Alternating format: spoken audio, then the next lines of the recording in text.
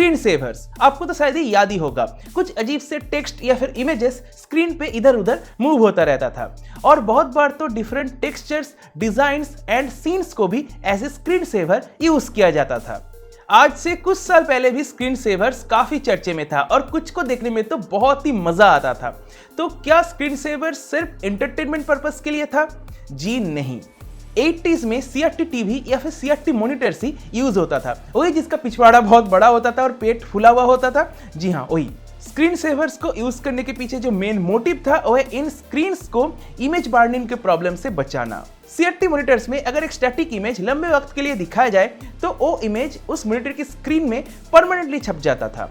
Image की shape and structure के हिसाब से कैथोड रे ट्यूब की जो फॉस्फर कोटिंग है वो वेयर आउट होकर ब्लैक हो जाती थी। इसको बोला जाता था इमेज बर्निंग। अगर मॉनिटर बंद भी रहे तब भी ये बर्निंग दिखता था और इसको घोस्ट इमेज बोला जाता था। ऐसे में अगर इस मॉनिटर में एक नया इमेज शो किया जाए तो उस नए इमेज के साथ जो घोस्ट इमेज है उसको भी देखना पड़ता था, जिससे अल्टीमेटली जो व्यूइंग एक्सपीरियंस है वो खराब हो जाती थी। उस जमाने में कंप्यूटर्स की ऑपरेटिंग सिस्टम्स को इस तरीके से प्रोग्राम किया जाता था कि अगर कंप्यूटर को कुछ समय के लिए कोई इनपुट ना मिले, मतलब कीबोर्ड से कोई की प्रेस ना हो या फिर माउस ना हिले या फिर माउस से कोई बटन प्रेस ना हो या फिर किसी भी तरीके से कोई इनपुट कंप्यूटर को नहीं मिल रही है, तो जो स्क्रीन सेवर है वो ऑटोमेटिकली एक टाइम बाद ऑन हो जाएगा ताकि स्टैटिक स्क्रीन लंबे वक्त के लिए स्क्रीन पे शो ना हो। उस जमाने में ये प्रॉब्लम CRT टीवीज के साथ भी थी। अगर टीवीज में कोई एक चैनल लंबे वक्त तक चल रहा है तो उस चैनल की जो लोगो है वो स्क्रीन पे छप जाता था, या फिर अगर न्यूज़ चैनल है तो न्यूज़ चैनल की जो न्यूज़ बार्स है वो छप जाता था, या फिर टिकर्स चल रही है तो टिकर्स स्क्रीन पे छप जाता था, जो कि टीवी को ऑन करने के बाद भी दिखता था। इवन जो उस समय की CD या फिर DVD प्लेयर्स थे उसमें भी स्क्रीन सेवर का ऑप्शन था। अगर कोई मूवी या फिर ऐसा कुछ उस CD प्लेयर में प्ले नहीं हो रही है जो हिले डुले, तो कुछ टाइम बाद स्क्रीन सेवर ऑटोमेटिकली आ जाता था स्क्रीन पे। हाउएवर जैसे जैसे CRT टेक्नोलॉजी में इंप्रूवमेंट होता गया वैसे वैसे ये प्रॉब्लम भी कम होता गया। आज से कुछ साल पहले जो कलर्ड CRT टीवीज या फिर मॉनिटर्स आते थे उसमें ये प्रॉब्लम बहुत ही रेयर था। आजकल दोस्तों स्क्रीन सेवर्स किसी भी काम के नहीं है। जो मॉडर्न LCD या फिर LED टीवीज हैं इनमें अगर आप स्क्रीन सेवर्स को ऑन करके लंबे वक्त के लिए छोड़ दोगे तो उल्टा खराब हो जाएगा। LCD या फिर LED मॉनिटर्स या फिर टीवीज में जो बैकलाइट यूज होता है वो आइदर होता है फ्लोरोसेंट या फिर LEDs। दोनों के केस में एक लिमिटेड लाइफ स्पैन है, उसके बाद जो LED है या फिर जो फ्लोरोसेंट ट्यूब है वो डिम हो जाती है या फिर खराब हो जाती है, जिससे डेफिनेटली मॉनिटर या फिर टीवी हो जाएगा अनयूजेबल। आज दोस्तों अगर आप स्क्रीन सेवर्स यूज करते हो तो वो होगा सिर्फ एस्थेटिक पर्पस के लिए, इसके अलावा इसका और कोई काम नहीं है।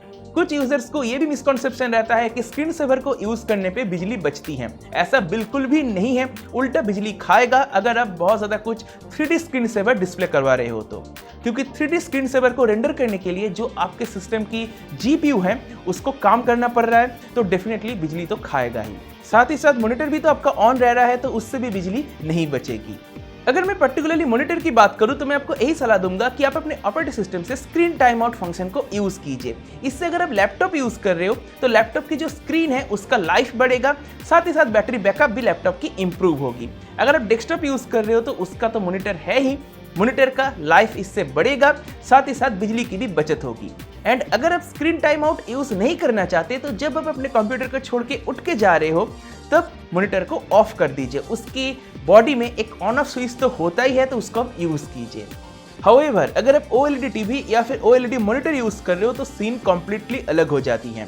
अगर आप OLED टीवी या फिर मॉनिटर यूज कर रहे हो और वो कनेक्टेड है किसी वीडियो सोर्स से, यानी कि एंड्रॉइड बॉक्स या फिर PS5 जैसे गेम कंसोल या फिर इवन कंप्यूटर, तो आप उसमें स्क्रीन सेवर जरूर यूज करो। और उसके साथ अगर हो सके तो आप स्क्रीन टाइम आउट भी जरूर यूज करो, क्योंकि इसमें भी बर्निंग का प्रॉब्लम बहुत ही कॉमन है। कुछ और चीजें भी है जो आप फॉलो कर सकते हो, जैसे कि टीवी को या फिर मॉनिटर को कभी भी फुल ब्राइटनेस पे आप यूज मत कीजिए। यहाँ पे सिर्फ बात OLED टीवी के लिए ही नहीं हो रही है, सारे के सारे जितने भी टीवीज है या फिर मॉनिटर्स हैं उसको आप कोशिश कीजिए कभी भी उसको फुल ब्राइटनेस में यूज ना करने की।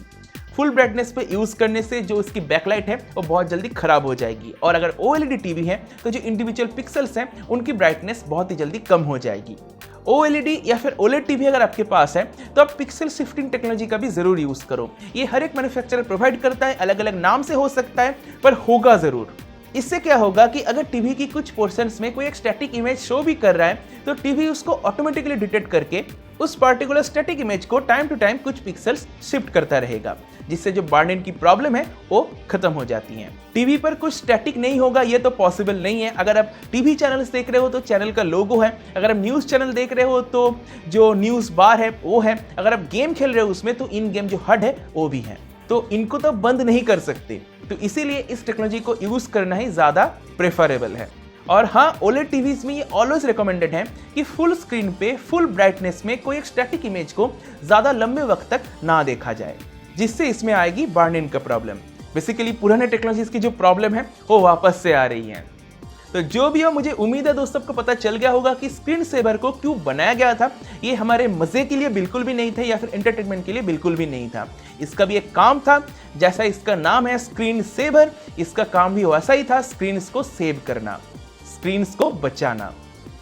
तो बस इसी के साथ आज के इस वीडियो को मैं यहीं पे समाप्त करता हूं। मुझे उम्मीद है आपको वीडियो कहीं पसंद आया होगा। अगर आपको वीडियो पसंद आया तो वीडियो को लाइक कीजिए, अपने दोस्तों के साथ शेयर कीजिए। अगर आपके मन में कोई सवाल है तो मुझसे कमेंट सेक्शन में बेझिझक पूछ सकते हो, मैं उसका आपको जरूर रिप्लाई करूंगा।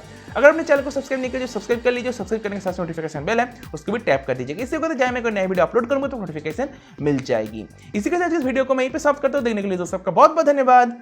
Good bye.